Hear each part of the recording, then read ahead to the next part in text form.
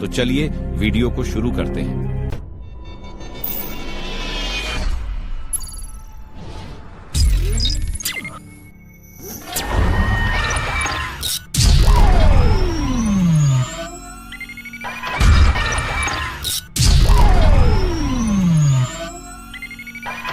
अक्सर आप लोग सुनते होंगे इस पृथ्वी पर अलग अलग स्थान पर हर एक देश में कहीं ना कहीं भूकंप आते रहते हैं। आखिर पृथ्वी पर भूकंप क्यों आता रहता है? किस कारण से भूकंप आता है?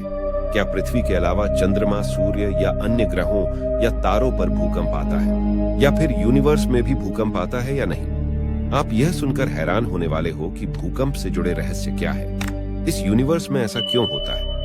आप इस वीडियो के अंत में ऐसा कुछ जानने वाले हो कि आपको भी अंदाजा नहीं होगा। वीडियो के अंत में आपको पता चलेगा कि इस वीडियो को नहीं देखते तो शायद हमको कभी भी पता नहीं चल पाता। तो चलिए वीडियो को स्टार्ट करते हैं और सभी सवालों के जवाब बहुत ही गहराई से समझते हैं। पहले क्वेश्चन की बात करें तो पृथ्वी पर भूकंप कैसे आता है? क्या कारण है जो इस पृथ्वी पर भूकंप आता है?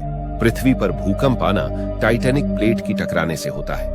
टाइटैनिक प्लेट को जानने से पहले हम पृथ्वी की संरचना के बारे में जान लेते हैं। पृथ्वी 3 पदों से मिलकर बनी हुई है, क्रस्ट, मैंटल और कोर। इन तीनों परतों को भी वर्गीकृत किया गया है। पहले पृष्ठ को ओसेनिक क्रस्ट और कॉन्टिनेंटल क्रस्ट, मैंटल को अपर मैंटल और लोअर मैंटल कोर को आउटर कोर और इनर कोर में बांटा गया है। क्रस्ट से लेकर मैंटल क्रस्ट के ऊपर तक के भाग को लिथोस्फीयर कहा जाता है। यही लिथोस्फीयर टाइटैनिक प्लेट के ऊपर स्थित है और यही टाइटैनिक प्लेट मैग्मा के ऊपर तैर रहा है। यही मैग्मा लिक्विड के रूप में पृथ्वी के निरंतर घूमने के कारण मैग्मा मेंटल क्रस्ट पर निरंतर घूम रही है, जिससे टाइटैनिक प्लेट भी घूम रही है। जब कई टाइटैनिक प्लेट घूमती हुई एक दूसरे के पास आकर एक दूसरे से टकरा जाती है तो बहुत ही अधिक मात्रा में झटका तरंग के रूप में उठती है।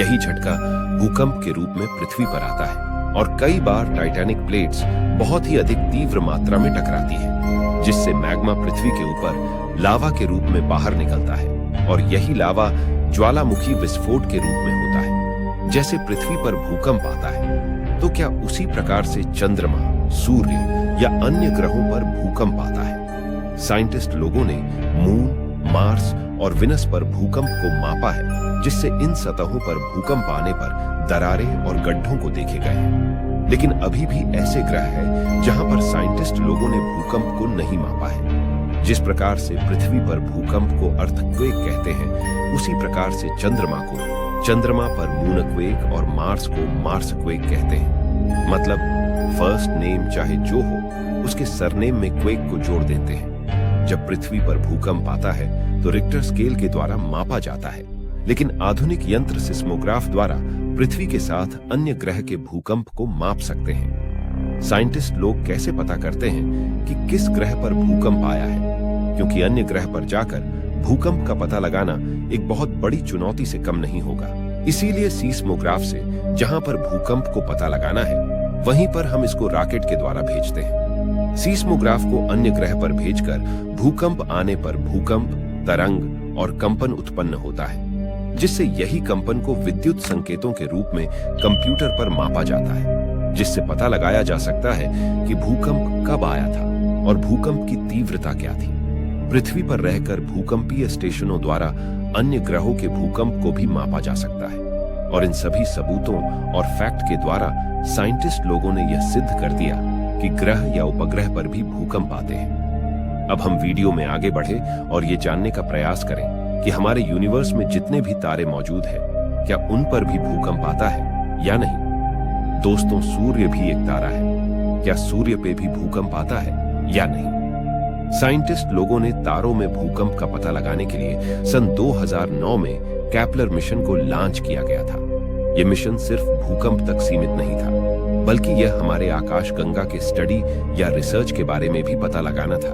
लेकिन जिस प्रकार से पृथ्वी पर भूकंप आता है, ये उससे अलग है, क्योंकि तारे गैसीय गोली के रूप में होते हैं। जब तारे में भूकंप आता है तो लहर, कंपन और तरंगे उत्पन्न करता है और साथ ही साथ तापमान, घनत्व, दबाव में भी बहुत बड़ी मात्रा में परिवर्तन होता है, जिससे साबित करता है कि तारे में भी भूकंप आते हैं। अगर हम सूर्य की बात करें तो क्या सूर्य पर भी भूकंप आता है? सबसे नजदीक तारा सूर्य है, जो अन्य तारे हैं वो कई लाइट ईयर्स दूर है। इसीलिए अभी भी साइंटिस्ट लोगों ने बस गिने चुने तारों पर ही भूकंप का पता लगाया है।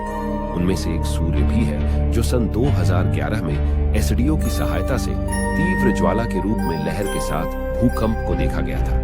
जितने भी तारों पर भूकंप का पता लगाया गया है वो अभी उसका कारण नहीं जान पाए हैं कि भूकंप या कंपन किस लिए होता है। अगर हमारे ग्रह या उपग्रह और तारों पर भूकंप आते हैं तो एक सवाल यह भी उठता है कि क्या हमारे यूनिवर्स या अन्य यूनिवर्स में भी भूकंप आता है या नहीं। यूनिवर्स में भूकंप आना यह प्रश्न सही नहीं है, क्योंकि भूकंप किसी ठोस सतह, द्रव या गैस के रूप में आता है। हमारे यूनिवर्स में ग्रह या उपग्रह, solar system, black hole, dark energy आदि शामिल है। लेकिन सिर्फ हमारा यूनिवर्स ही नहीं बल्कि पूरा यूनिवर्स एक समान रूप से कंपन करता है।